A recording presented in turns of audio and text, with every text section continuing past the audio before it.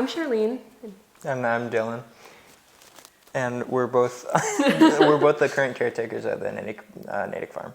Yeah. So as caretakers, we live here full time, and after hours, after all the farm staff goes home, we're kind of in charge, making sure no one's like coming onto the farm and Riding the goats, or spray painting the barn, or stealing eggs. And then we take care of all the farm chores on the weekends and holidays. Yeah.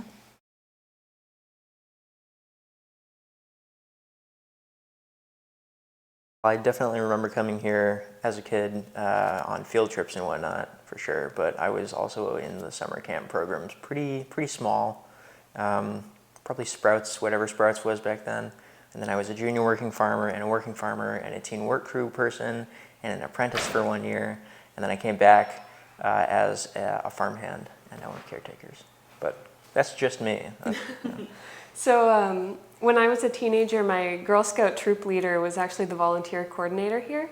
So I was talking to her about what I would do for my senior internship, like in high school. And so she was like, oh, you should come be an intern at the farm. So that's how I started here. When I was a senior in high school, I did an internship here. And I started off just doing like farmhand, like help around the farm work. And I kind of shifted into helping out with the forest gnome programs with the little kids, which was really, really great. So that's really where it started for me.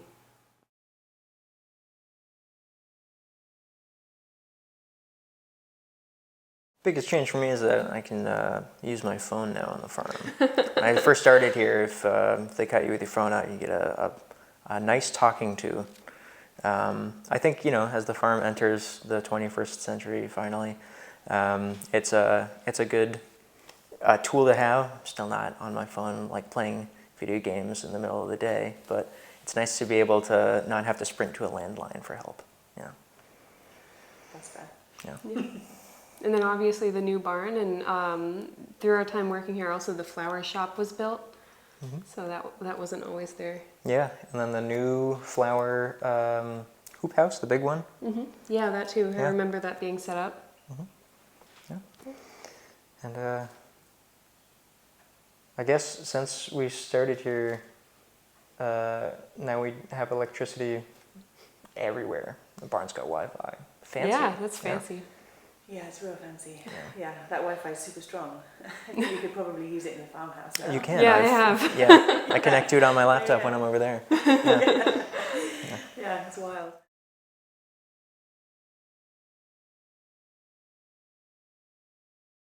I remember being very, valued here, even as like a really little kid. I remember doing like a circle in the barn, and Linda was talking to us about what goes on in the winter. So we were visiting in the winter. I remember being bundled up in my snow gear, and I raised my hand because I saw that there was a chick out, and they were like, oh, there's questions after. So I just got up and picked up the chick and was like, what should I do with this? And then the next time I came back, there was a hay bale blocking that little gap under the door in the old barn. So it was nice to see that even as just a little toddler stumbling around picking up chicks, like I had an impact, as everyone does. Yeah, that's a really good point, that no matter what age you are here, like just being here and helping out makes a difference. Yeah. Yeah.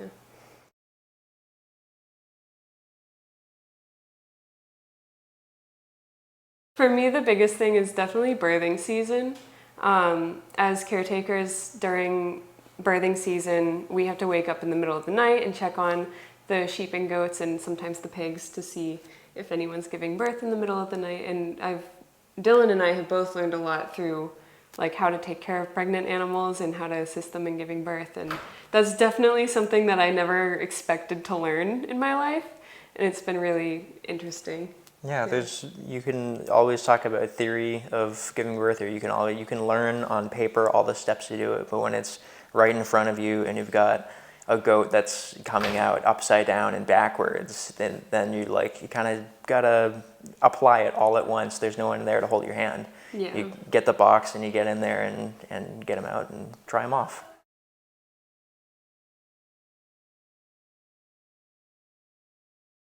I just like interacting with the public. even when I'm not really on, if I've got a day off my day job, I'll just wander around and talk to people. I think it's fun. I've met a lot of really interesting people with a lot of really interesting hobbies or interests or jobs. And I think as organic farmers in Massachusetts, this kind of place just kind of attracts a little bit of the strange crowd in a nice way. And I really like talking to funny people. Yeah, I have to agree. Like just getting to meet new people every day, honestly, like being here has been a really great experience. Yeah. We've got our regulars, you know who you are. We come around, and it's always nice to see them, once a month, twice a month, coming around for eggs, or hearing that their kids are so excited to eat blue eggs, or excited to pet the rabbits, which we don't do actually. Never mind. Excited to see the rabbits. Excited to see the rabbits. You can edit that in. Yeah, we can.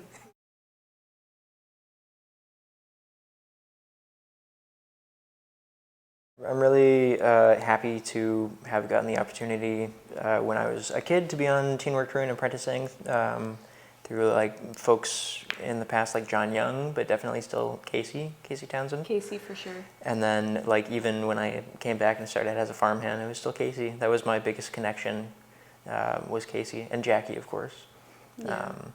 But shout out to some other folks, Chris Yoder, who's out in Dover, and Abby Beiser, who is also now out in Dover, right? Yeah. Yeah, we became really great friends with Abby Beiser, who was the caretaker here before us, and she's probably the reason why we became the caretakers here after her. Definitely. So owe this position to her. Yeah. It's been really great. I think honestly, like, sorry, I like lost my train of thought. Sorry. Yeah, just like working here, like. Everyone you talk to is impactful, and all of the farm staff and volunteers. So, but yeah, big names are Casey and Abby and Chris and yeah.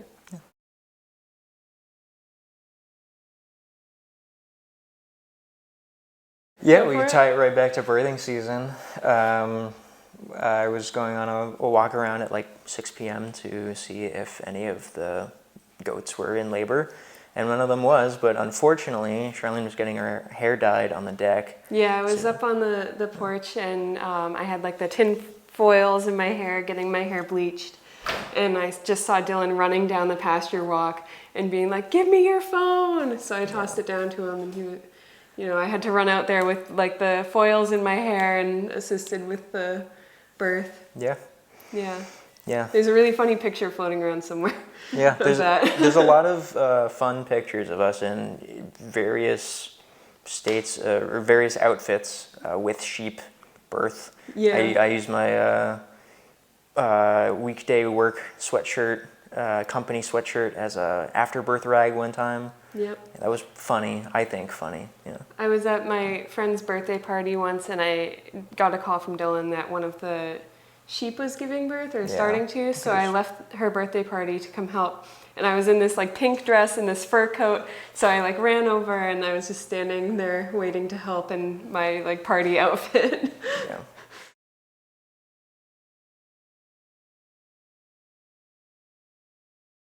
I mean, just connecting with the community here, like it immediately gets you onto like a spider web of everywhere else. Like once you start meeting farmers, you realize that like it's like Swiss cheese farmland around here. We're always going to farmer stuff. There's farm open mics, and there's farm soccer that meets every 2 weeks just across in the field over there. Or sometimes farmers from the other farm come to our community lunch, or sometimes we hear someone kicking around at like 7 p.m. and I'm like, oh, that's just Kenneth. He's just here to pick up carrots or something. Yeah. So you're like immediately in the midst of like a ton of people who all know each other somehow.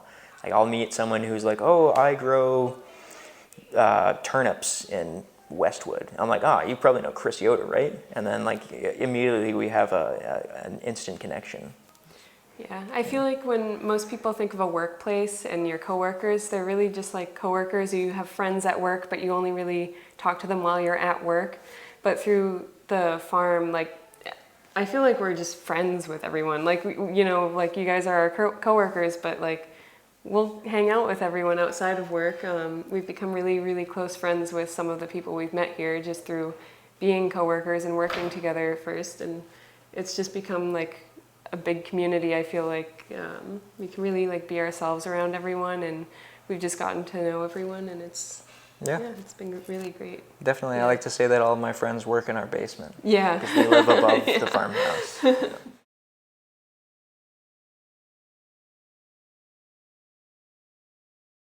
Honestly, having a place where people can come here for free and go around and see the animals, I think that's really great. It's a really great place to have kids come in and learn, and not every family can afford to go to a farm that's pay entry every weekend, but here, since it's free, people, you know, can come here, and it's a great place to, you know, spend time here and not have to worry about like, oh, there's this $15 entry fee, we can't go this weekend because that's too much money.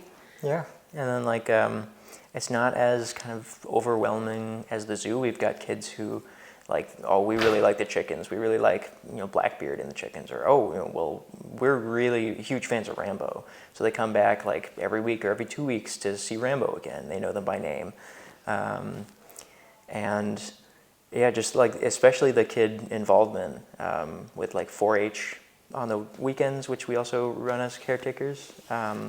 Is they're just kids who want to help out on the farm, or have like never really seen a farm before. We just got a new member a couple of weeks back he's always so excited to show his mom the animals that he worked with that day, because he comes from a place where he wasn't really exposed to that. I hear that a lot actually when people come. They're like, I've never seen a white turkey before, or I've never seen a green egg. And yeah, it's interesting. I think as someone who grew up around the farm and around wildlife, it's kind of a little mind-boggling to me sometimes to see that kids just have like never seen a goat or a sheep. But I'm glad that it's here so they can see a goat or a sheep, and they can see it eat a leaf. I feel like nowadays there's a disconnect between people and their food also. Like, you go to the store and you buy beef or you buy chicken, but you don't really think about where it comes from. Some kids just, you know, they eat chicken nuggets. They don't really think about like where like they came from or anything. So it's really great that people can come here and really see like where their food is coming from too. Yeah, there was a kid last year who it was a bit of a sad moment, but he realized the connection between the frozen turkeys at the store and the feathered turkeys that were pecking at his shoes. So, you know, it was maybe not such a nice time for him, but it was an interesting to see the connection, or that there had to even be a connection.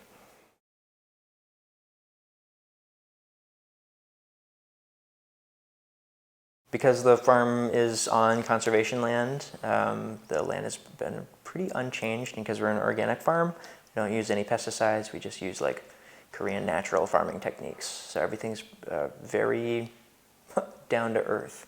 So I've just been documenting wildlife on the farm for the last couple of years, and this is definitely one of the most like densely biodiverse places in Natick. Certainly in Natick, probably in Massachusetts. Just the amount of plant matter and species and habitat that is on our like 3-acre parcel is amazing. I wrote some stuff down. So far we've bring it up. We've observed 523 species, which includes 43 birds, 35 spiders, and 410 insects, among some other stuff. And that number keeps climbing every day. Every day I go outside and I'm like, that's a new caterpillar. I haven't seen that before. I wonder what that turns into. And then I go back home and I take my photographs and do my research and whatnot and put another number on the list. Yeah. That's cool. Yeah, so it's a nice place to, because we're bound by the parcel of conservation land that we can't use insecticides. We also can't use asphalt on the really bumpy driveway, but that's, you know what, there's a give and a take. It's a really great habitat for a lot of otherwise really hard to find creatures, especially American redfin pickerel that live out in the swamp. That's really weird. Yeah, I don't think everyone who comes here realizes that there's some trails behind the farm. And they do lead to like a swampy area where I have seen probably the most frogs I have ever seen in my life. Yep. Frogs, toads, and we've always got the owls as well that are out on the trails. And you know, if you like sweep netting, I would sweep net on the aqueduct. It's got a lot of leaf hoppers. Yeah. It's a hot tip. Yeah, hot tip. Leaf hopper, hot tip. There's some We've pun got in the there. insider knowledge on the Yeah. leaf hoppers. Yeah. Well, that is just, yeah, like, it's fun for me to see the wildlife, and sure, I'm really into it, but like everyone thinks of coming here to see the farm animals, and then you kind of stop. But if you just take a walk out like towards the fields, like there's always birds around. It's bluebird season right now, and there's wildlife everywhere you look. You know, flip a couple pieces of firewood and find some bugs. Yeah.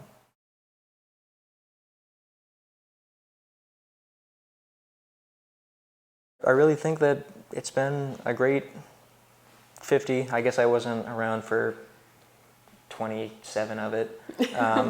But yeah, the path that it's on is a great path. I think it keeps connecting people to their food and getting outside and meeting new people, and especially with the apprentice program, kind of like raising the next generation of scientists and ecologists and biologists and whatnot, then I think we're on the straight and narrow to being really great.